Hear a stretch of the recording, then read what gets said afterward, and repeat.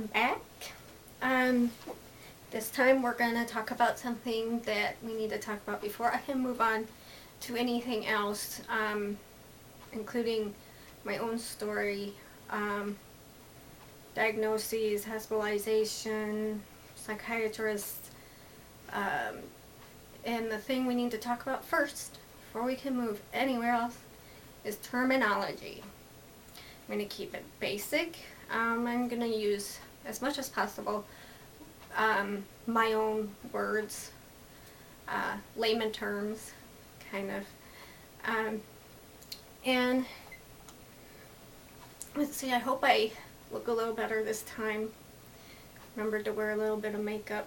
And let's see, I set a timer, so if you hear beeping, that's what that is, because I don't want this to go past 10 minutes per video, and also I'm a little nervous still, so bear with me. Lots of ums and ahs and stuff, so I think I'll be a little bit better this time though. This time, instead of a wooden angel, I'm talking to a elephant. Statue of an elephant. I thought you needed to know that. Okay, stupid stuff aside now. Here's my cheat sheets, papers, lots of stuff on here, more than I expected, so we'll see if I can get it all in without, I don't know, I probably am telling you more than you need to know. We'll see. I'm going to start with, first, basically, what the limbic system.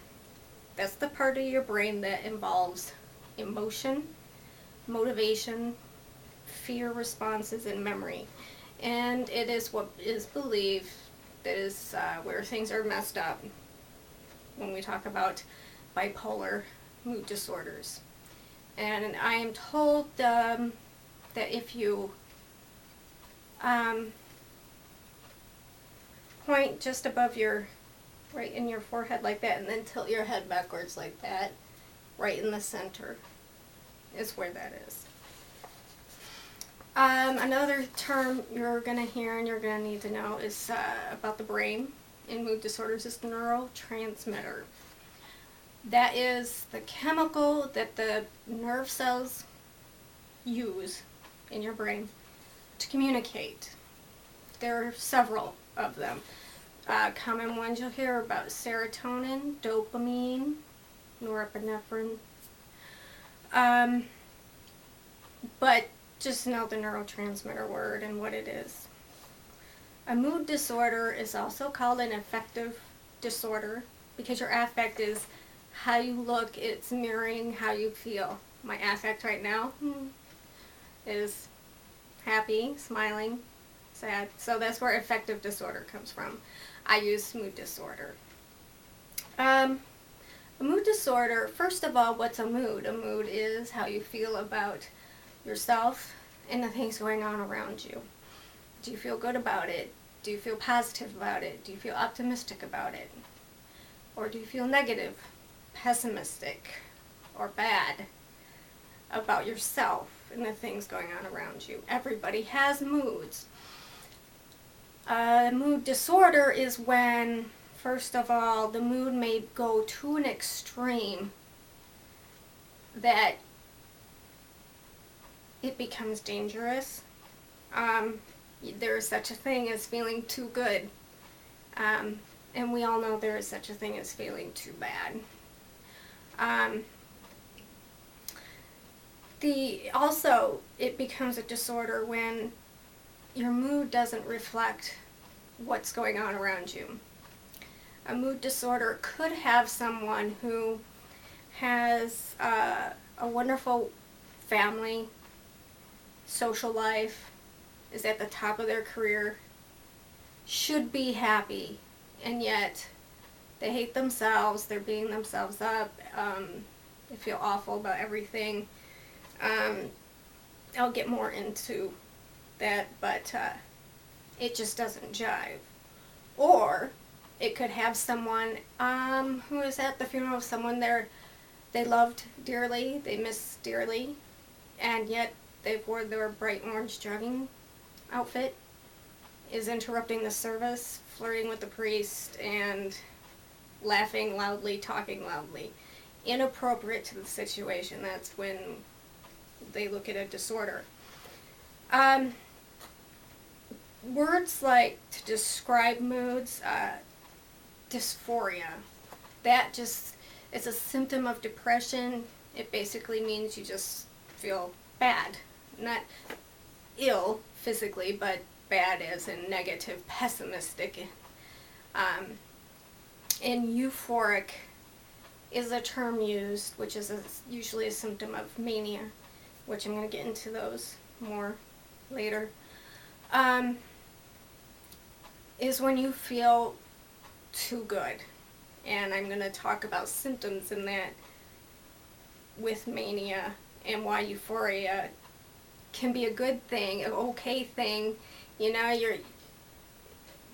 you're at Six Flags and you love roller coasters, you're on the roller coasters, you're on the great rides, and you feel great, you're walking fast, you're talking fast, you're laughing, you're loving life. That's euphoria and that's good.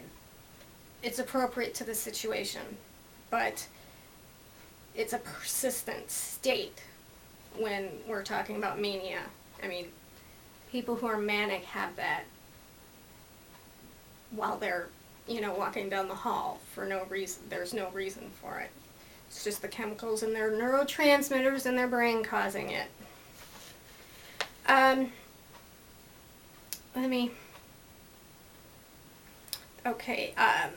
episode is any time frame where you experience depression or mania or any form of those.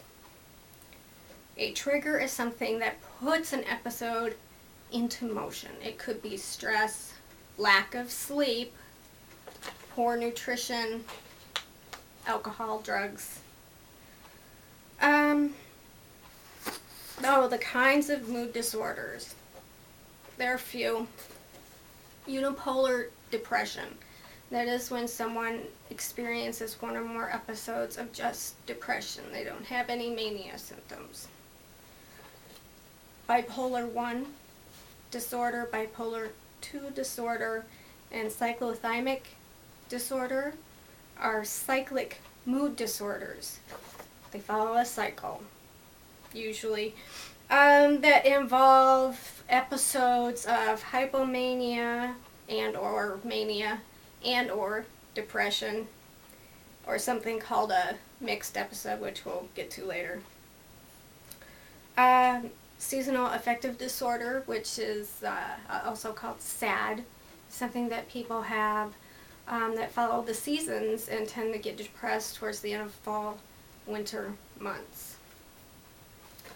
A depressive episode is an episode of depression. I'm just talking about terms here now. Hypomanic episode is a episode of hypomania. Manic episode is an episode of mania. That might be, elementary, but you never know. Okay.